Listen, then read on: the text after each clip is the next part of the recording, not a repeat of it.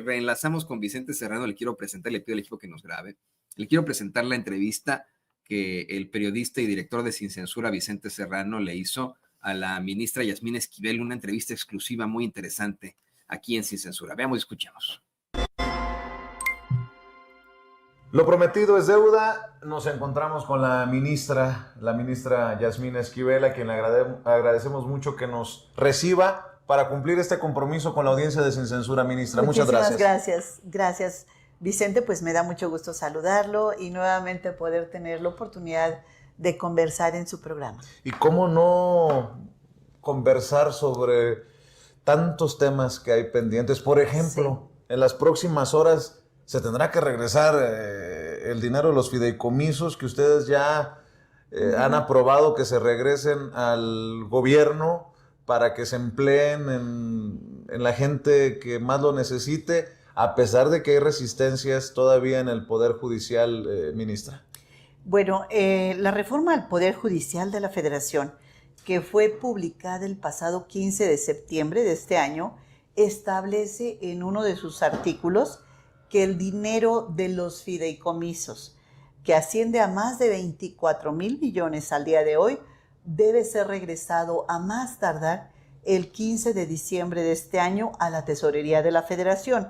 Entonces ya el Pleno de la Corte aprobó por unanimidad que se regresen que se cumpla con la Constitución, que se regresen esos recursos a la Tesorería de la Federación e incluso que la ministra Norma Piña sea la que firme los documentos para efecto de que esos recursos se entreguen inmediatamente a la TESOFE. La pregunta del millón, ministra. Sí. Al momento de estar grabando esta entrevista, no había ocurrido el regreso de los 24,000 millones a la Tesorería de la Federación. ¿Dónde está atorada la situación?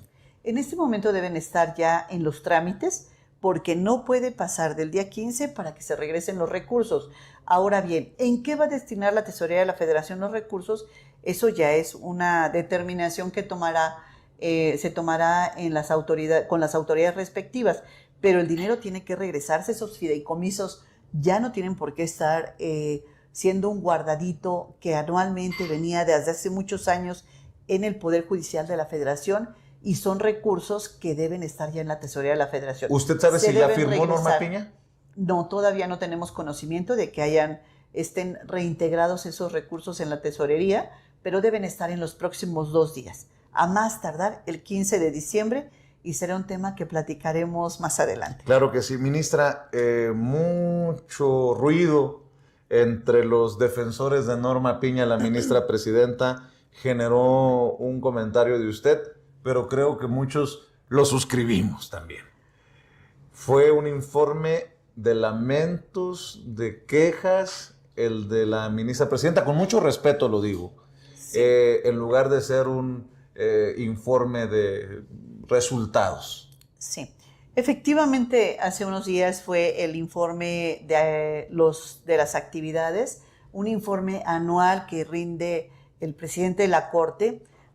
Y en el caso de la ministra Norma Piña, pues dio una serie de quejas, una lista de quejas, de lamentaciones, parecía un muro de lamentaciones en donde no informó absolutamente nada de lo que la actividad jurisdiccional y administrativa que se lleva a cabo en la Suprema Corte de Justicia de la Nación, pero sí se dedicó a quejarse del anterior gobierno, a quejarse de una serie de resoluciones que se emitieron en el Pleno de la Corte y a señalar que esas fueron las causas de la reforma al Poder Judicial. A mí me parece que fue, como lo he comentado en algún otro momento, que fue una lista de quejas, de lamentaciones, y no hubo ningún informe de los resultados realmente que se debió haber presentado. Ahora bien, la reforma al Poder Judicial Federal no se dio por las resoluciones que se hayan emitido en el Pleno de la Corte y que no favorecieron al gobierno anterior. No fue así. La reforma al Poder Judicial se dio por varias causas. Una de ellas es porque la población considera que en México no hay justicia. La peor institución calificada por el INEGI en su encuesta que se llama ENVIPE es los jueces y magistrados. Estamos entre la policía de tránsito y la policía municipal, los peores calificados. Entonces es una institución donde, Vicente, los mexicanos no creen en sus jueces, en sus magistrados, no creen que haya justicia, no creen que la justicia sea efectiva, sea expedita, sea rápida. Entonces, ante esta situación, se da una reforma al Poder Judicial muy necesaria, que ya en México es una exigencia, eso es una realidad. Se da también por el tema de la corrupción que se ha dado dentro del Poder Judicial, por los casos de nepotismo o familiarismo entre los propios juzgados y tribunales. Se da también por el tráfico de influencias. Entonces, yo no escuché en ningún momento en el informe que se hablara justamente de la corrupción, del nepotismo, del familiarismo, del tráfico de influencias. Tampoco escuché que se dijera cuáles fueron los daños que causó el paro por casi 90 días en el año, un paro que se llevó a cabo auspiciado por la presidencia de la Corte e inclusive motivado por la presidencia de la Corte, porque todos recordaremos que incluso manifestó 3 minutos nada más, pero se fue a manifestar a las afueras de la Cámara de Diputados. Marchó. La ministra presidenta marchó y eso me parece, y al posicionarse en la resistencia, me parece que fue una clara evidencia de que estaba ella a favor del paro que se dio en estos días, Vicente. Entonces, pues me parece muy grave todo lo que ha sucedido a lo largo de estos 2 años. Ha sido una presidencia que se ha puesto como opositora al gobierno, y al mantenerse en esa oposición al gobierno, al perder la imparcialidad y asumirse como oposición al gobierno, es donde perdió. Es una presidencia que jugó a las vencidas con el presidente de la República, el presidente Andrés Manuel López Obrador, y perdió. Y hoy la presidencia de la Corte, Norma Piña y el bloque de ministros que han votado con ella, no han asumido esa pérdida. Ha habido una falta de entendimiento político de una realidad nueva. Y esto, Vicente, pues está a todas luces. Se ve y esta falta de diálogo, el rompimiento que se dio entre la presidencia del Poder Judicial de la Federación, a cargo de Norma Piña, con los otros 2 poderes, este rompimiento de diálogo afectó a la institución. Y hoy tenemos a la deriva a cientos de jueces y magistrados sin ningún liderazgo, sin ninguna ruta, sin saber qué hacer, sin pedir su liquidación, sin participar en las nuevas elecciones, sin saber qué ruta tomar, en una posición totalmente incierta. Entonces, creo que todo eso ha generado que se dé esta crisis adentro del Poder Judicial Federal, y es una crisis que no está llevando a nada bueno, y es una crisis que se mantiene inclusive al día de hoy. Déjame preguntárselo más claro. ¿Ha sido la presidencia de Norma Piña la peor presidencia en la Suprema Corte de Justicia de la Nación? Yo sé que no necesitamos hacer referencia a otros personajes, pero el ministro Saldívar ha también expresado sus opiniones y hablaba de el triste juego de la política desde la presidencia de la Suprema Corte de Justicia de la Nación. Y digo triste juego de la política porque a ustedes no necesariamente les correspondería jugar ese juego o lanzarse en ese papel, y Norma Piña lo ha hecho, ministra. Pues es una presidencia errática, es una presidencia que decisión que toma es una decisión equivocada, son decisiones verdaderamente fallidas en todos los aspectos, en la parte interna, al interior como al exterior. Ha habido una posición donde únicamente le aplaude algún grupo parlamentario, en este caso el Partido Acción Nacional es el único que le aplaude, y creo que va a pasar a la historia como una mujer que está entregando, que está presentando un acta de entrega con las ruinas del Poder Judicial Federal. Es lo que está entregando, en ruinas el Poder Judicial Federal.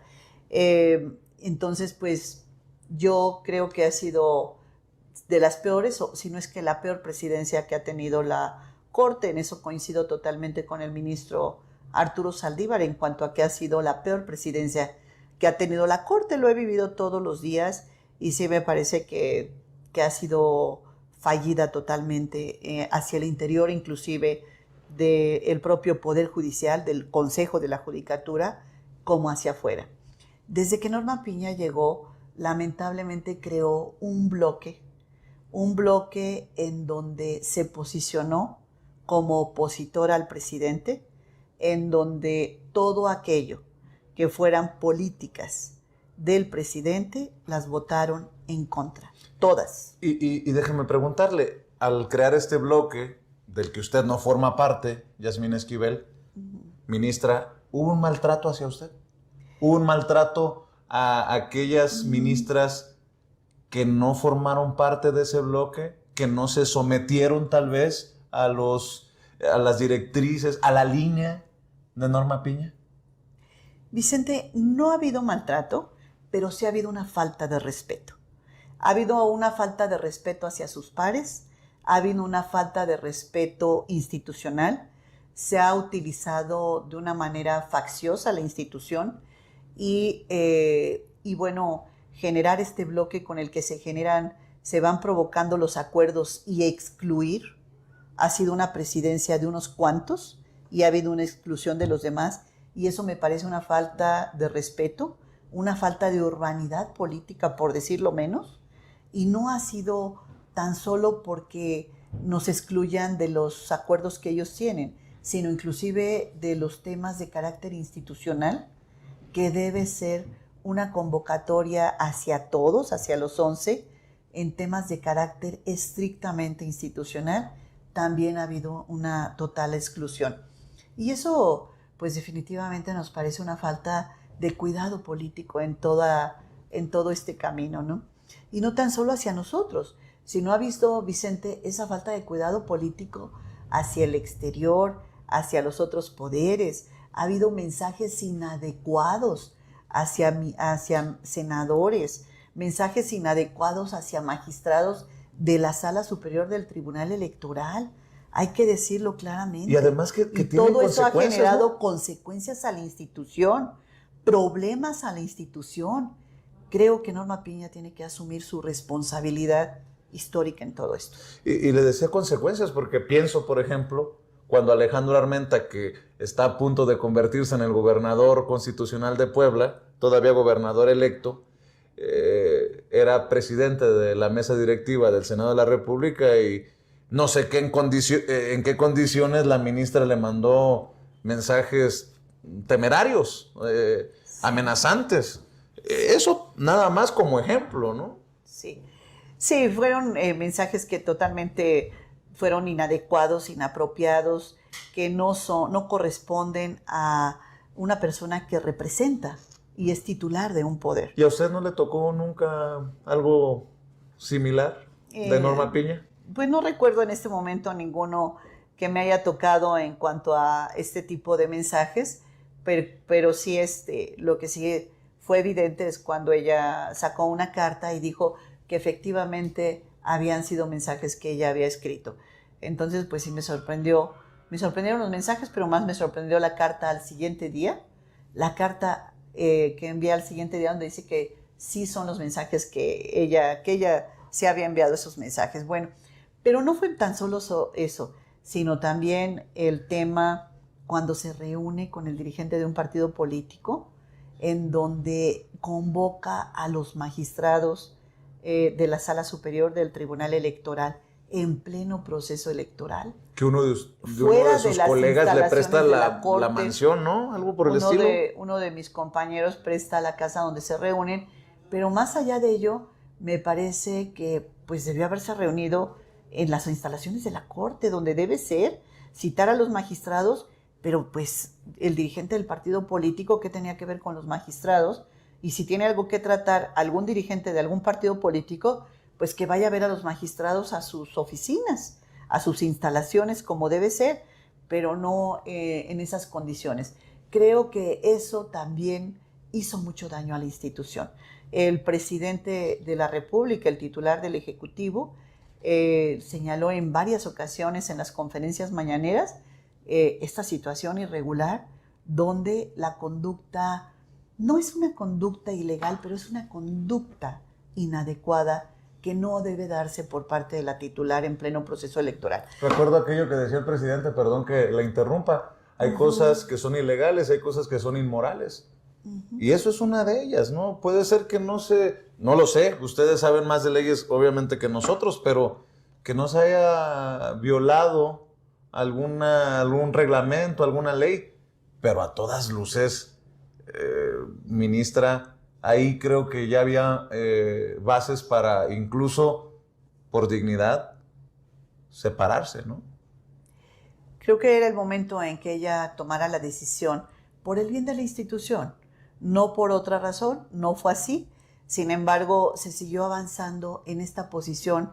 Creo finalmente, Vicente, que Norma, haciendo un recuento de todo esto, nunca tuvo conciencia de la magnitud de la posición en donde estaba, nunca tuvo conciencia de la responsabilidad que tenía al frente con sus decisiones y lo que venía detrás. Hoy podemos ver que todas estas conductas y esto fue parte del problema que se tuvo en el Poder Judicial Federal. Y bueno, pues jugó a las vencidas con el presidente y perdió y el presidente pues arrolló y en el ejercicio de sus facultades envió esta iniciativa de reforma al Poder Judicial que trastoca las raíces del Poder Judicial, que lo mueve totalmente y que hoy tenemos este proceso que justamente es otro de los temas que me gustaría platicar en esta importante entrevista en tu programa Sin Censura, aquí con Vicente Serrano, acerca de todo esto que se está dando en esta transformación que viene para el Poder Judicial Federal. Antes de hablar del proceso, si me permite, ministra, sí. Recuerdo a la presidenta Claudia Sheinbaum hace un par de días en la Mañanera del Pueblo, básicamente burlarse de aquellos que defienden la carrera judicial. Algo que hemos dicho nosotros desde medios independientes, desde medios alternativos.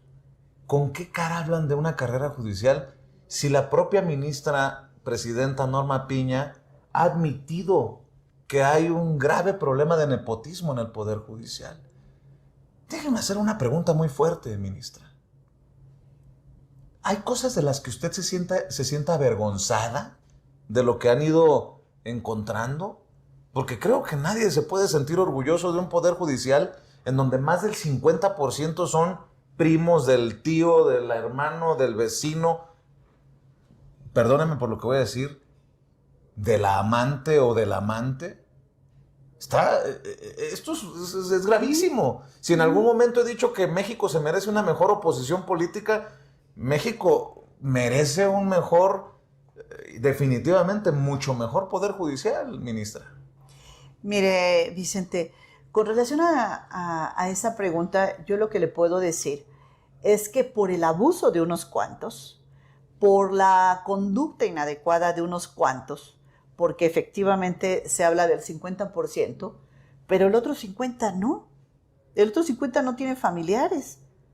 Yo no tengo ningún familiar en el servicio público, ni en el Poder Judicial Federal, ni tampoco tengo ningún familiar con despacho de abogados. Entonces, lo que sí le puedo decir es que por el abuso de unos cuantos, de ese 50%, el otro 50% está también sufriendo las consecuencias.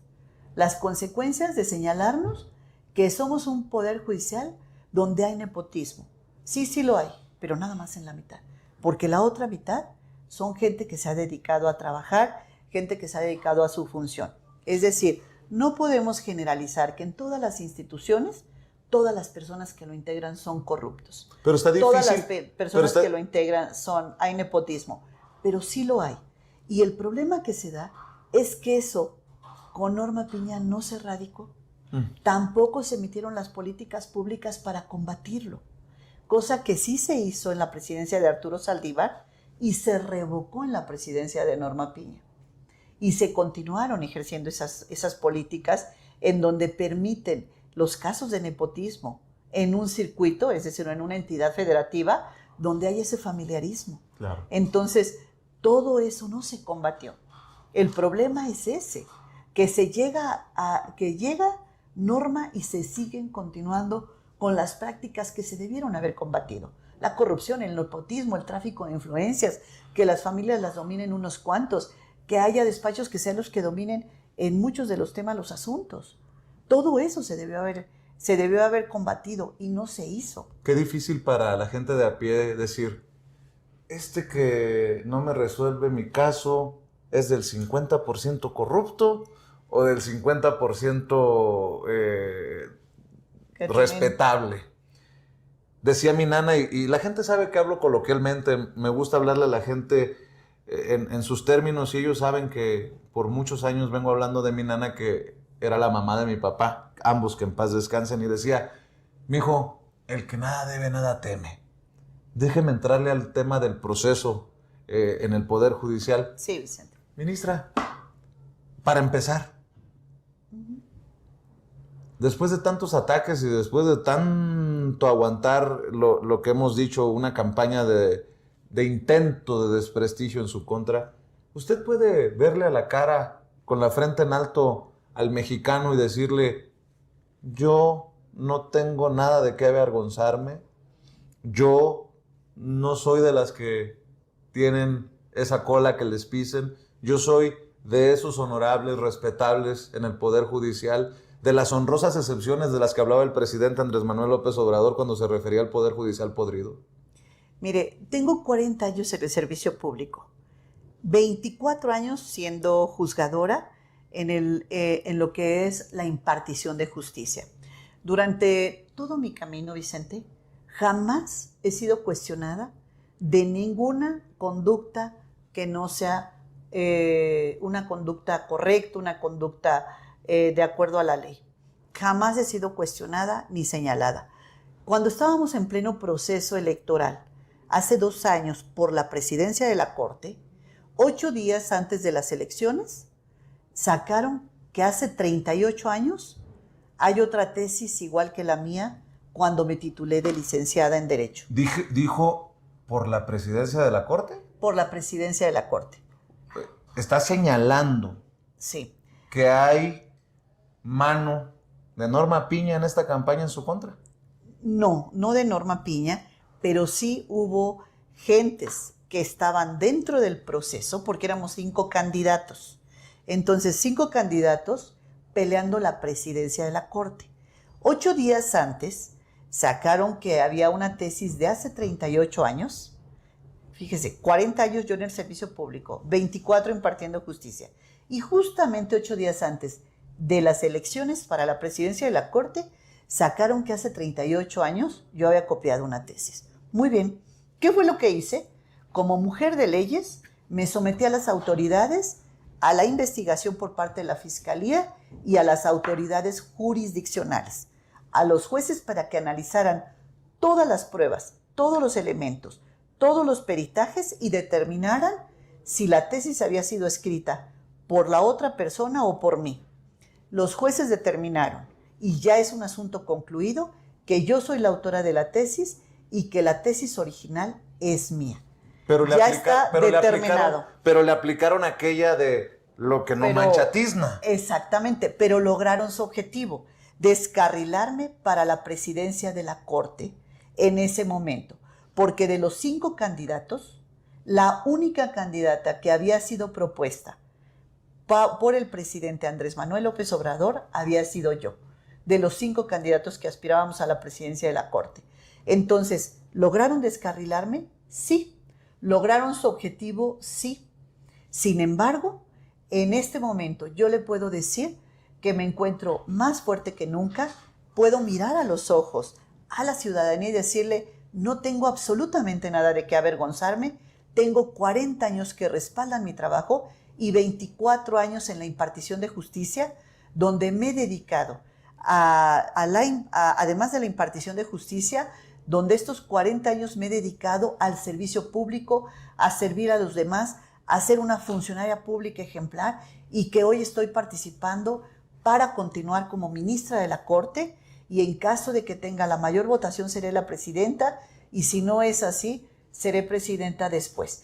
Pero lo más importante aquí es que yo no tengo absolutamente nada que avergonzarme y estoy trabajando para que la justicia en México sea una justicia de puertas abiertas, sea una justicia cercana a la gente y haya tribunales sensibles. Vicente, tribunales humanistas es lo que necesitamos. Claro. Tribunales que estén conscientes y que abran las puertas para que escuchen a las personas que les toca juzgar. A lo mejor suena extraña esta pregunta, pero ¿cree en el karma? ¿Cree en estas cosas en las que yo sí? Se lo pregunto porque creo firmemente que el tiempo nos pone a todos y a todo en el lugar en el que nos merecemos. Si usted habla, si así lo decide la gente, llegar a ser presidenta de la Suprema Corte de Justicia de la Nación, ¿le emociona? ¿Qué piensa ante esta posibilidad? Digo, es un proceso, usted ha decidido buscar que el pueblo la elija como ministra nuevamente en este proceso que nos va a llevar al 1 de junio a definiciones, pero pienso en eso, en el karma.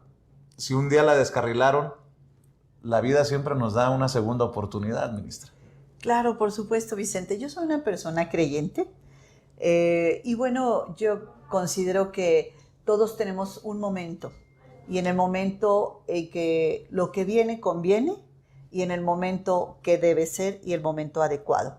Hoy tengo la posibilidad de participar en este proceso, de poder ver de frente a los mexicanos y decirle a los mexicanos que mi compromiso es con la ciudadanía, con la justicia, con México y porque el sistema de justicia mejore, porque tengamos un sistema de justicia que responda a las necesidades de los mexicanos. Entonces, en eso es donde estoy enfocada, en que todo esto, yo me preparé para ser ministra 24 años. Yo he estado trabajando diariamente para poder ser, no tan solo llegar a ser, sino ser la mejor y ser una buena ministra. Y en eso he estado empeñada todos los días, en que mi trabajo sea un trabajo de excelencia, en que mi trabajo sea un trabajo eficiente, correcto, puntual. E incluso desde que yo llegué he tenido los mejores números que todos los 11 ministros. Y al hablar de los mejores números, estoy hablando de la que no tiene rezago, donde tengo el menor número de asuntos pendientes por desahogar. Por ejemplo, en el año 2024 estoy cerrando con 3 asuntos nada más pendientes de elaborar el proyecto. Es decir, voy exactamente al día y eficientemente. Pero no es un tema de hoy, desde que soy ministra hace casi 6 años a la fecha. No, desde hace 24 años he tratado de tener la mejor estadística, la mayor eficiencia, las mejores resoluciones, las mejores sentencias. Y eso ha sido a base de dedicación, de estudio, de trabajo. Y en eso estoy dedicada totalmente, Vicente, porque quiero que la justicia se transforme, porque quiero que México sea un país de excelencia. Y este proceso que vivimos hoy sea un proceso ejemplar no para nuestro país, sino también internacionalmente. No tenemos precedente, Vicente, en un proceso de elección así. Se van a instalar centros de votación. Esta mañana decía la presidenta del INE que no serán casillas, serán centros de votación y de acuerdo a lo que asignen de recursos al INE para este proceso, será el número de centros de votación que se vayan asignando. Entonces, es un proceso inédito, no hay precedente y creo yo que va a ser un proceso ejemplar. México está al borde de ser un ejemplo para el mundo con este proceso. Sí, claro. Inclusive si le preguntamos, hay cantidad de gente que sabe que viene la elección de jueces, magistrados y ministros. Hay muchísimas personas en México que ya nos están hablando de la elección que será el domingo 1 de junio de 2025. Entonces, ¿en qué vamos en el proceso en este momento? Cada uno de los 3 poderes, el poder ejecutivo, legislativo, judicial, se creó un comité de evaluación. Estos comités de evaluación que están integrados por 5 abogadas y abogados destacados en la materia jurídica, estos comités de evaluación están en este momento revisando exhaustivamente, cuidadosamente y profesionalmente cada uno de los miles de abogadas y abogados que se inscribieron en este proceso. Estos comités de evaluación, después de que pase la primera etapa, que es aquellos que cubren los requisitos, viene una segunda etapa, que es aquellos que tienen la idoneidad del perfil, que tienen el perfil para ser jueces, magistrados o ministros. ¿Cuál es el perfil? Que sean personas con conocimientos, con experiencia, con trayectoria, que tengan todos los antecedentes académicos para desempeñar la función. Pero además de eso, que sean personas que van a actuar con independencia, imparcialidad, que van a actuar de una manera sensata y prudente. Eso es muy importante. Entonces, en esta segunda etapa, los comités evaluarán la idoneidad de los candidatos. Después viene una tercera etapa que será la insaculación. Es decir, todos aquellos que tienen la idoneidad van a pasar a la insaculación y la insaculación posteriormente determinará quiénes van a la boleta. Ya que tengamos los candidatos, que será como finales de febrero, se determinará quiénes serán los candidatos. El INE le va a asignar un número a cada uno de los candidatos para que pasen a la boleta, y habrá un periodo de campaña en el mes de abril y mayo.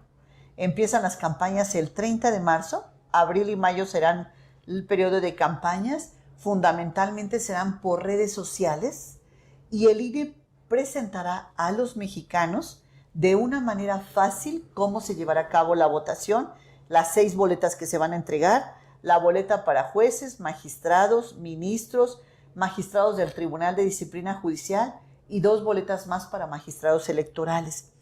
El INE facilitará a los mexicanos dónde estará su centro de votación, quiénes son sus candidatos de una manera fácil, sencilla, a través de los espacios oficiales de radio y televisión y a través también de las redes sociales y los instrumentos digitales que tenemos hoy a nuestro alcance.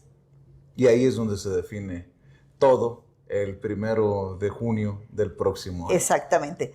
Terminan las campañas a finales de mayo y el domingo 1 de junio se define quiénes serán los 881 jueces, magistrados y ministros que se elegirán para que puedan desempeñar esta función, porque ahora no tan solo va a contar la carrera de la persona, del abogado o abogada, sino también si el pueblo de México votó por ellos. Si el pueblo de México dijo, yo quiero que sea ministra tal persona, o ministro, o magistrada, o magistrado, o juez o jueza. Y ese día también terminará, corríjame si estoy equivocado, la pesadilla de Norma Piña y su grupo de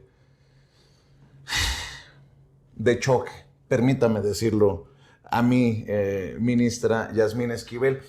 Sé que tiene otros compromisos. 31 de agosto es el último día que la actual integración de la Corte va a mantenerse hasta el día 31 de agosto.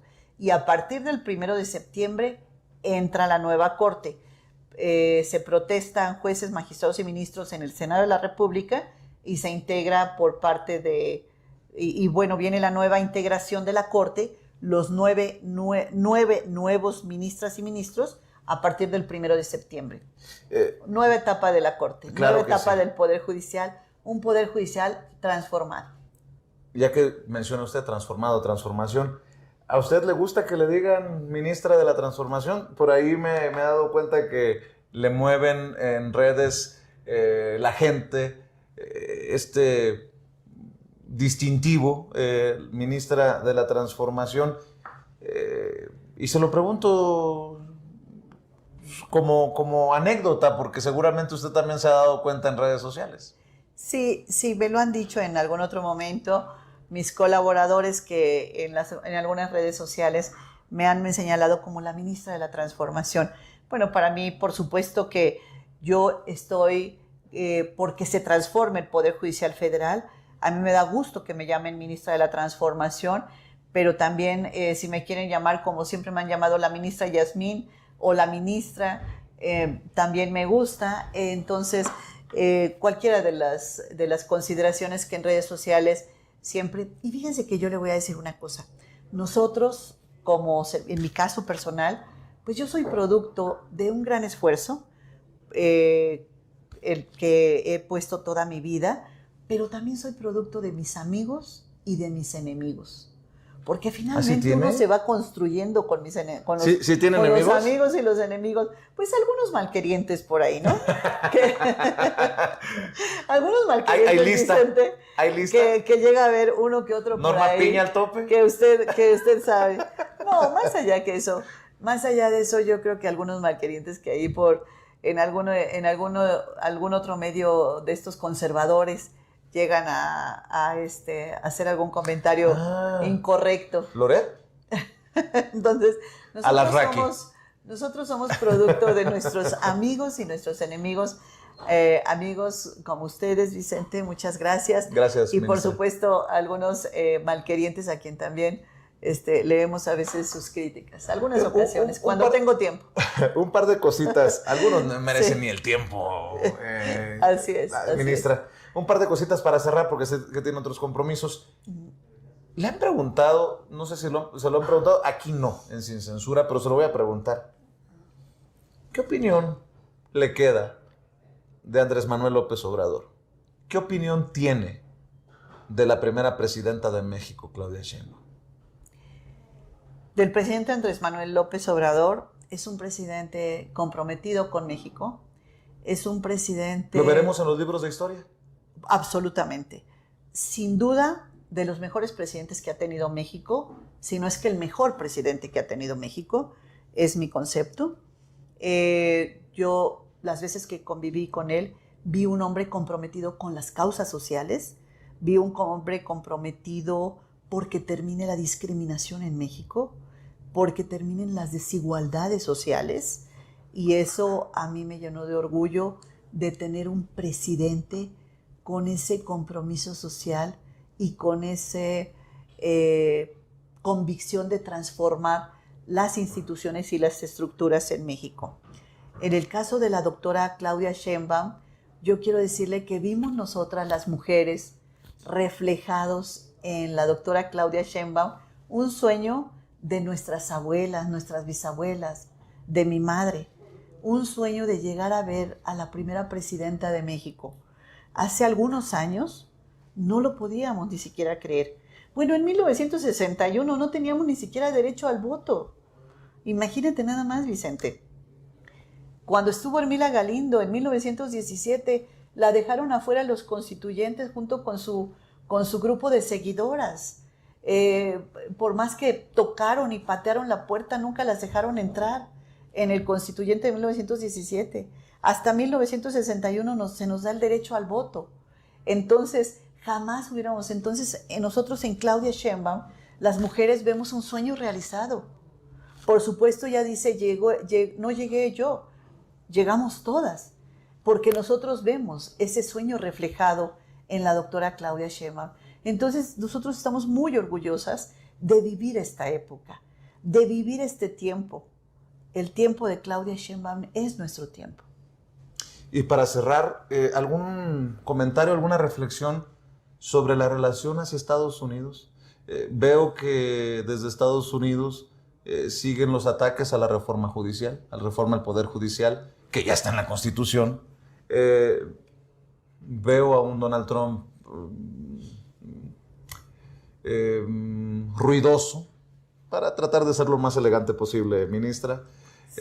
Belicoso, pero que trae ganas de incomodar, esa es mi lectura, pero también de un país en donde la Suprema Corte de Justicia está también llevando su propio proceso de transformación, un proceso con base en la ética, porque por mucho tiempo en la Suprema Corte de Justicia de Estados Unidos la ética no los ha guiado, con las presiones de las tabacaleras, de las armadoras de vehículos, con las productoras de armas de fuego. Quisiera, si me permite, cerrar con sus reflexiones acerca de esto que se viene para los próximos 6 años. Bueno, 4, porque allá son 4 años de presidencia, pero pues 6 años con la doctora Claudia Sheinbaum. Con la doctora Claudia. Pues mire, en el caso de los Estados Unidos, el presidente Biden puso el dedo sobre la llaga. Es decir, señaló claramente que la Suprema Corte de Justicia de la Nación se tenía que transformar, tenía que haber una autocrítica porque estaban violentando inclusive el código de ética. Señaló estas situaciones que se llegan a dar de tráfico de influencias al interior de la propia Suprema Corte de Justicia de la Nación en los Estados Unidos. Algunos dicen en broma, se López Obradorizó. El presidente Biden puso el punto ahí. Luego, ahora que viene el presidente Donald Trump con su personalidad que conocemos y sus características del presidente Donald Trump, creo que la presidenta Claudia Sheinbaum ha sido muy clara en que la relación tiene que ser una relación de respeto, tiene que ser una relación entre iguales y una relación donde se respete fundamentalmente la soberanía mexicana. Y en este sentido, creo yo que ella ha estado muy clara, ella que es la representante ante el exterior, la representante del Estado mexicano y la representante de las instituciones, ha sido muy clara y muy firme en esta relación que tiene que ver con los Estados Unidos. Yo reconozco en nuestra presidenta que estas posiciones que ha exigido ese respeto que tiene que tener no tan solo el presidente de los Estados Unidos, sino cualquier otro país